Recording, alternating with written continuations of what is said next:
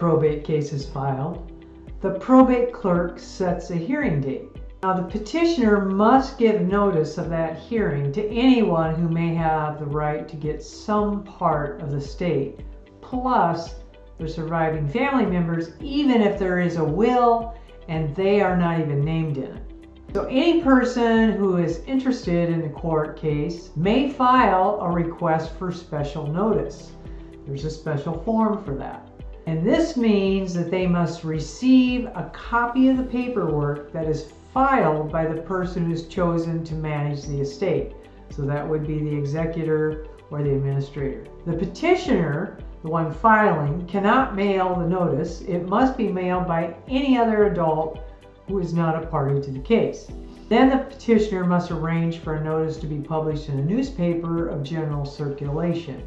Now, a court probate examiner reviews the case before the hearing to see if it was done correctly, if there's anything missing, and once all the paperwork has been reviewed by the examiner and corrected if necessary, then the judge decides who to appoint to be in charge as the personal representative of the estate. Again, this is called either the administrator or an executor, depending on whether or not there was a will. Now, the personal representative gathers up the assets and prepares an inventory and appraisal. There's a special form for that. That has to be filed. The personal representative usually will also need to contact a probate referee to value the non-monetary assets. Now, they can find contact information for a probate referee within the county where the property is. The county will assist in getting the proper links for that.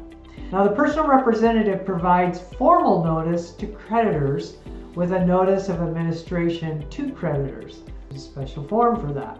Then that personal representative pays the debts of the person they're representing. A final personal income tax return is prepared for the person who passed, and the probate court figures out who gets what property. The personal representative may be required to file a report of sale and a petition for order confirming the sale of the real property. You guessed it, there's a special form for that. And that's so that the sales of the real property is confirmed then by the court. Now, if the estate earned any money, like any interest or a profit from the sale, the personal representative will have to submit a final estate tax return. And then the personal representative reports to the court on how the estate was handled. This report is a final plan and accounting. That's what it's called.